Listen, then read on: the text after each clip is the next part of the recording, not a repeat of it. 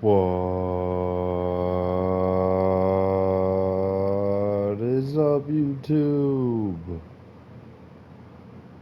We are back breaking down last pay-per-view of the year, last one in the ESPN deal, and potentially last one ever.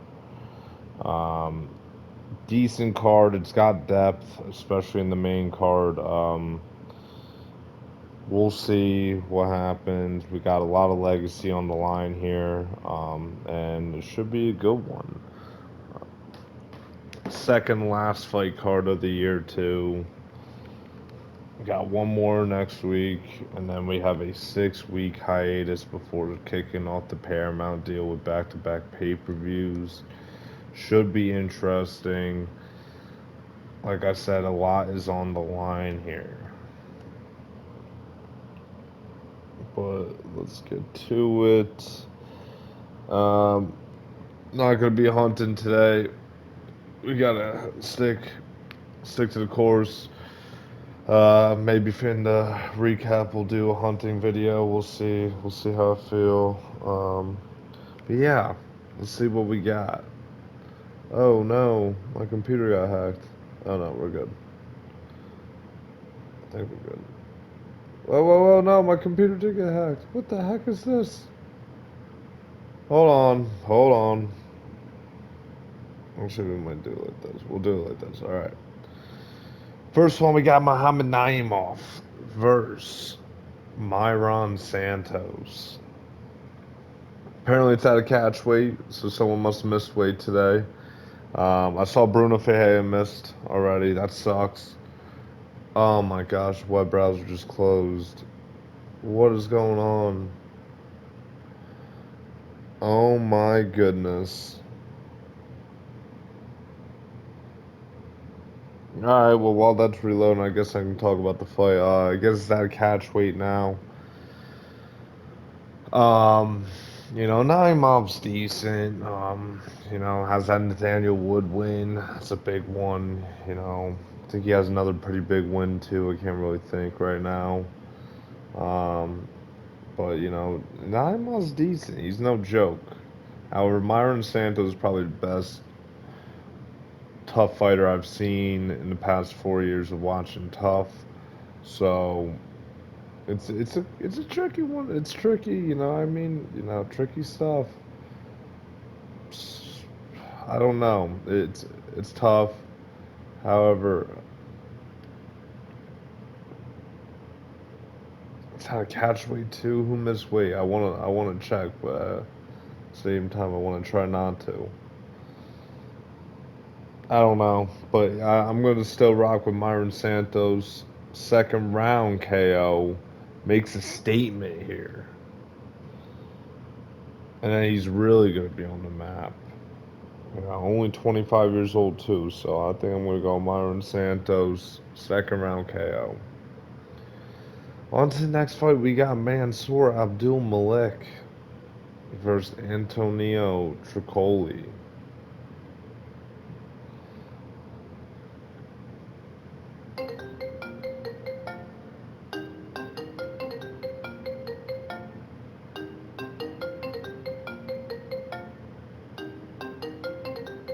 How did I get this off my phone?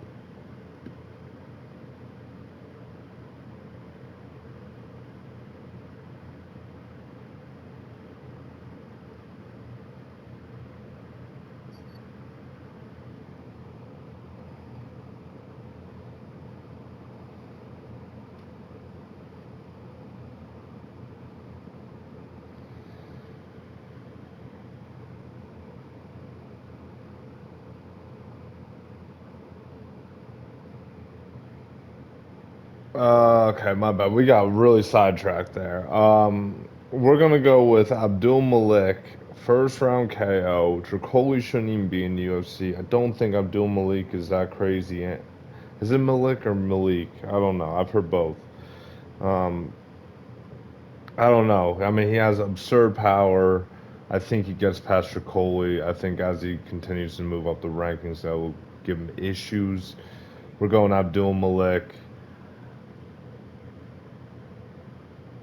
First round KO. On to the next fight, we got Ibo Aslan versus Iwo Baranowski. Ibo Aslan is so mid, it's crazy. Everyone thought after the Jaquera fight that he was legit and they got a star out of Turkey and all this. He's looked so mid since. Lost to Ion Cutelaba. Um, he lost to someone else. He had a very mid win against another guy. It was just not the best.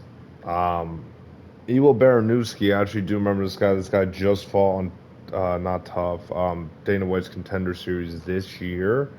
He's actually just has insane power from what I remember. I think he KO'd the guy in like 19 seconds, but he's like really small for light heavyweight.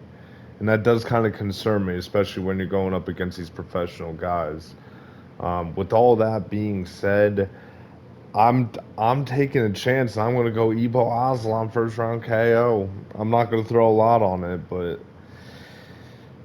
if that happens, boy, if that happens, it's going to be a good look. Honestly, I'd imagine Baranowski's a favorite just based off of recency bias. I could be wrong, but I don't feel confident in that pick. But I could see it. I could just see the size and the physicality being an issue, but you never know. On to the next fight, we got Jalen Turner versus Edson Barbosa. Turner's coming back after a 8-month retirement. Interesting.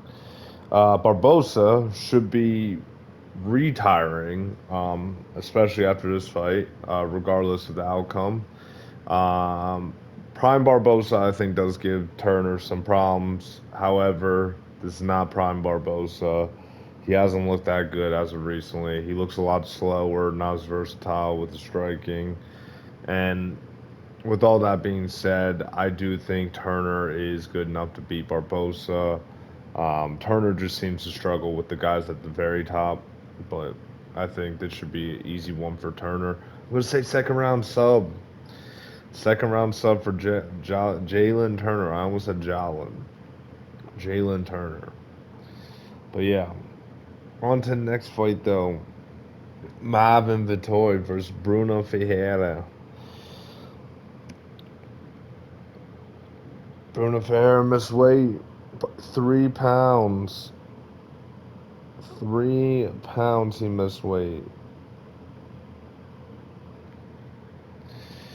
I'm sick. I'm so high on this guy. I still kind of am, but that is concerning. Like he's not. I don't know. How do you not make weight middleweight? That's so annoying. I think with this mess, I'm still keeping what I initially thought was going to happen, but I do think it will be closer than what I initially thought was going to happen.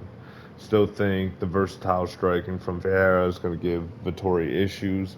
I could actually see Vittori getting like slightly dropped, like one of those like dropped on one knee type things, or maybe I definitely could see him getting wobbled though. Like Ferreira does pack a lot of heat. Um, I don't know.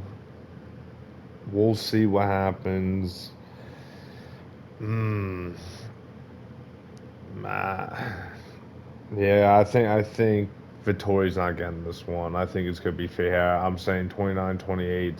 I could see a split now with the catch weight thing. It is a little concerning. I don't know the details as to why he missed weight, but you don't want to see that, especially like Ferreira. Like, there's no reason, especially Ferreira, should not be making weight at 185.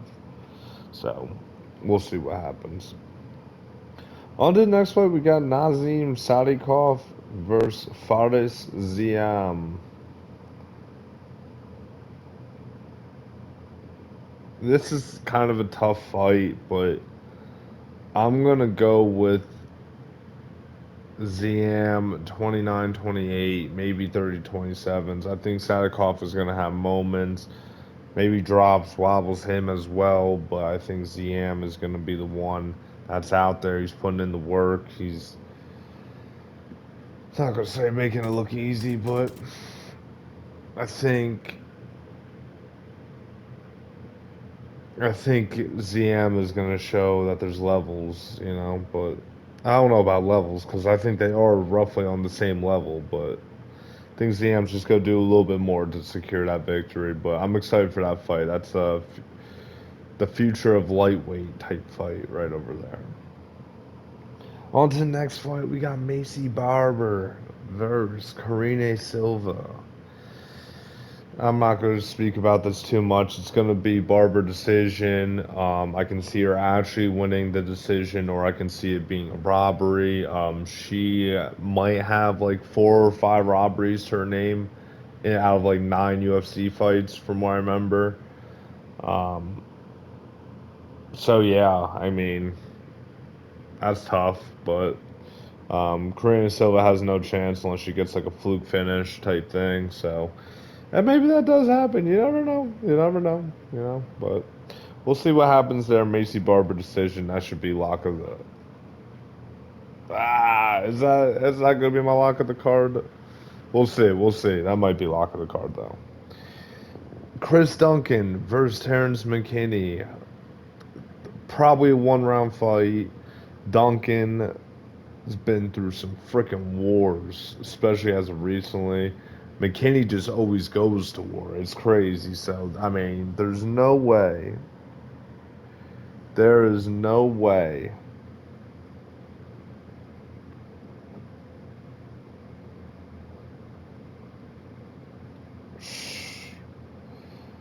There's no way this goes to the second round, even, right? There's no shot. I'm going Chris Duncan, first round KO. I could see a world where McKinney wins. I actually could really see that. That is a little bit more of a possibility than I would think, than I feel like most people would think. So I'm gonna say Duncan first round KO just based off of the quality of his wins more so recently. But that fight, there's no way that fight goes any more than 5 minutes. There's no way. But that's a good one. That's a really, really good one. I'm gonna go Duncan first round KO. Just kind of outgritting um, McKinney. So I'm very curious to see how that goes. But shout out to Duncan. Not shout out to Duncan. We're going Duncan first round KO. I don't really care who wins out of that one. I just want a really fun fight. Next, we got Manuel Torres versus Grant Dawson. Um, Tricky. This one's tricky. Is it going to be the wrestling of Dawson or the striking of Torres? Dawson's chin is very questionable, but he has some of the best grappling in the UFC, probably. Honestly, we probably can say that. Actually, probably got to see him against more of the top level guys, but he, I think he's pretty good. It's like really good at chain wrestling, from what I remember. Um, it's just like can he survive enough against Torres? I kind of think he can, but it is a little worrying. Torres. If Torres hits you with one of those crazy elbows or maybe a knee or something like that, you're going out. You know what I mean? So we'll see. If I'm Grant Dawson, I'm shooting early and often, as most of these wrestlers should be doing, and I'm not letting him up. And if I am, I'm taking him right back down. I'm not trying to spend time on the feet. And probably it's going to be a really boring fight because I am predicting Dawson decision. But, maybe I'm wrong. Maybe we can see both these guys showcase their skill set, and then it'd be pretty cool. So we'll see, though. We'll see. On to the next fight. We got Jan Blachowicz versus Bogdan Guskav.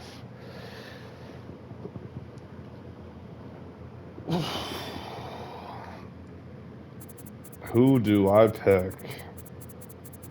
Well, let's talk about it real quick. Let's talk about it. Blachowicz, one of the most underrated fighters in UFC history, probably. We can kind of start to make that argument now. Arguably beat Olberg last fight. Arguably beat Alex Pereira, I think the fight before that. He's like 43 at this point, probably, or at least 41. I don't know. Actually, let me see. I am cheating to look at that. Jan Blachowicz is 42, will be 43 in February. Old, bro, but he still got it. Guzkov. Kind of running through these guys. Making it look somewhat easy. Now, granted, they built a pretty nice path for him to where the fraud check possibility is minimal, but at the same time, it's not like they're just feeding him cans the whole time. Like, he has to win off over Krylov, you know, who, even though with the glass chin, on paper is a decent fighter.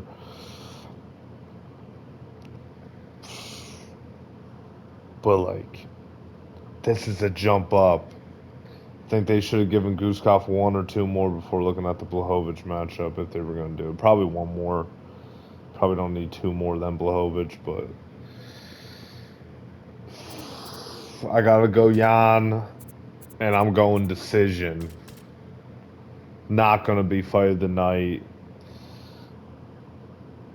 Probably not my lock of the night either. No, it's not, because if there is someone to randomly chin Jan, it probably would be Guzkov and just ruin everything. But we're going Jan, a decision. That's how we're rocking here. On to the next fight. We got Henry Cejudo versus Peyton Talbot. Cejudo's retirement fight. I hope Cejudo wins, man, but you know, Talbot, the grappling somewhat improved. I know it's just Felipe Lima, and he didn't even look that great last fight, but the grappling did look somewhat decent. Is it enough to stop Cejudo? I don't know. Is it enough to stop an older Cejudo? Probably. Also, if this is Cejudo's retirement fight, I mean, how hard was he really working? You know what I mean? Maybe he just wants one more paycheck, doesn't really care how he goes out. Or, you know, maybe he's putting everything into this and he just goes out there and destroys another prospect in Talbot. Or not another, but destroys the prospect in Payne Talbot. And that would be kind of crazy. But unfortunately, it is a brutal sport. How many people have I seen retire off a win? Like, retire, like, right after a fight off a win? One? I think it was Lawler. Only guy. I'm trying to think. I feel like I have seen someone recently do it. Maybe not, though.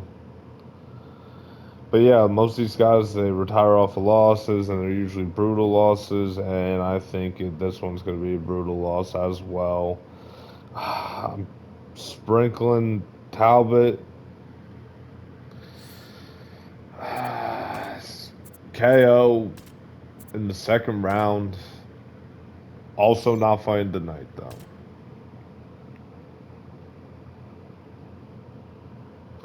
On to the next fight. We got Brandon Moreno versus Tatsuro Taira. This is a tricky fight.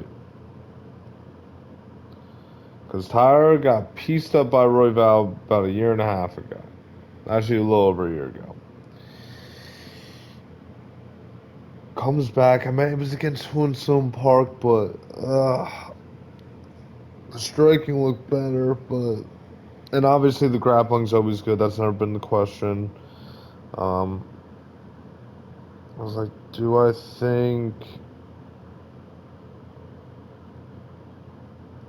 think he's good enough to beat Moreno right now? I don't know. Moreno's still looking like he's got it. He's kind of starting to look like he's the second best fighter in this division. Actually, well, no, because Royval beat him. It's so weird. It's such a weird one. Um,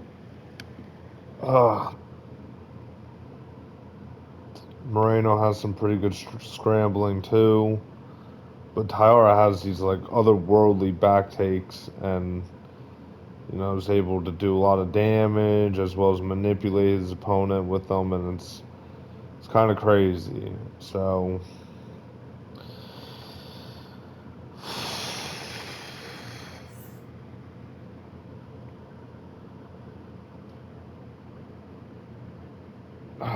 think I'm gonna go Moreno. Decision. This will be my runner-up for fight of the night. I do not think this will be fight of the night, though. On to the co-main event. Alexandre Pantoja versus Joshua Van. Um, Man, oh man, Joshua Van. He is the future. He is next. But is he now? Pantoja is legitimately that guy, one of the best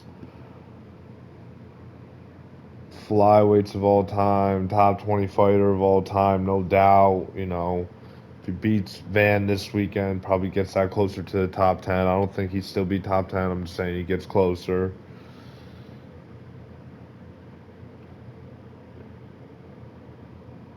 It's tough. It's tough. I don't know. I I could see Van doing decent round one, but Pantoja's also landing shots on the feet, and then for end of like towards the end of the first round, Pantoja gets him down, holds him down there, and then second round, Pantoja gets him down immediately and gets the sub. I'm going Pantoja round two sub, making it look kind of easy. But Van does have moments. I do think that will happen. It's just too young, too early for one of the best fighters of this generation. You know what I mean? So it is what it is. But hopefully that'll be a good fight. Where both these guys are, both these guys are gonna be able to go out there and do what they got to do. On to the next fight, the main event, the rematch. Merab Devashvili versus Petrorian. Um, Interesting.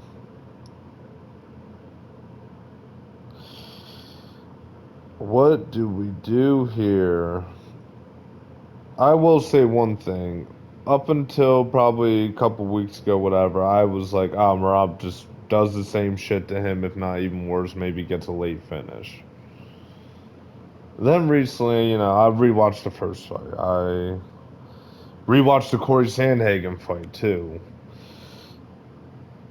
And even though they were both closer than what I remember, I mean, obviously the Yan fight wasn't close at all, but I'm saying it wasn't like, oh my gosh, it's whatever. It's just Merab was just like insane on his stuff. The Sandhagen fight was close. It was close. It was actually way closer than I thought. Watching it live, I was like, oh, Merab just dogged him 49-46. Um, Dude, I rewatched that Sandhagen fight and I was like, that was pretty freaking close. And I think Jan is still better than Sandhagen. Obviously, the high guard of Jan is by far the most concerning part about his game, especially going up against Merab. Merab is might just also have another field day, another 50 piece in terms of takedown attempts. Like that could very well happen. But I think Jan's gonna get some combos off. Um, I think it's gonna be a close fight. I think it really is. I can see 48, 47s across the board. I could see like Merab winning 1, 2, and 5, Jan 3 and 4, something crazy like that. But I don't know. Yeah, this fight is actually a lot closer than I thought. If I wake up Sunday morning with Petryan as a champion, one that would be kind of awesome in a way. Even though I love Merab and I prefer Merab to win just in terms of legacy, and also so they don't give O'Malley and Umar a title shot right away. Um, but or well, more so O'Malley, Umar, if he wins against Figueiredo, deserves it. But I would love Jan to win just because he is one of my favorite fighters to watch, and like it would be such a great comeback story. Um, and I can see it. I could see myself waking up Sunday morning and being like, wow, Petrion's champion again.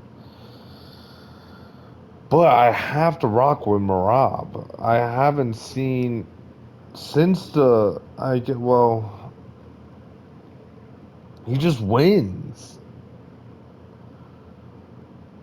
He has a out of this world gas tank, and it's just like that's all you need. And the striking's gotten better too, and it's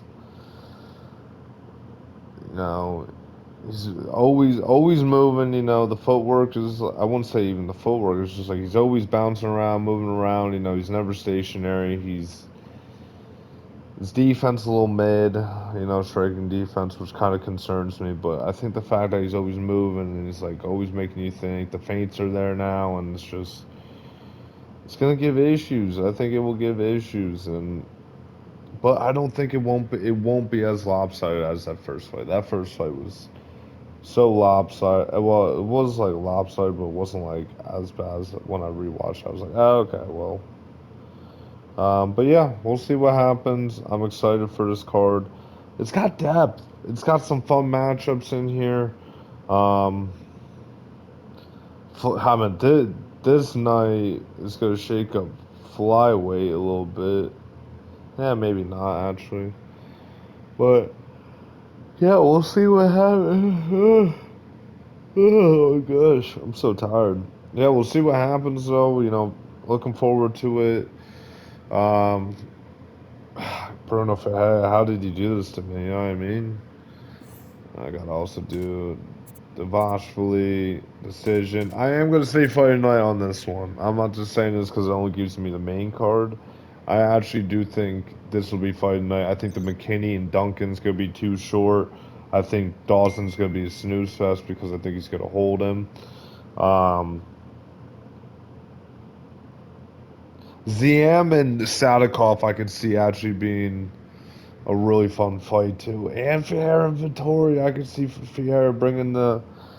Oh yeah, no, I am gonna stick with the Marabian thing. They usually give it. They don't. They usually give it to the rich guys anyway. So especially it's 5 rounds. Like they're just gonna give it to him anyway.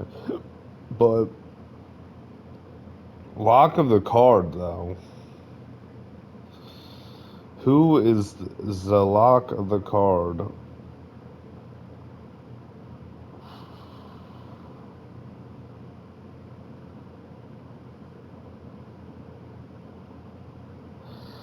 Oh man, I think my lock of the card is gonna be Pantoja's second round sub, which pains me. I could see it. I could see it being so bad too. Not so bad, but like, yeah. Well, either way, it's been real YouTube. We're back. I was gonna break down the Paramount cards, what got announced last week, but the motivation's tough. It's tough to stay here and keep talking about fights, especially when they're making some BS ones, and it's like. I don't know. We'll see what happens. Got a lot to assess this winter. But other than that, it's been so real, and I'll talk to you later.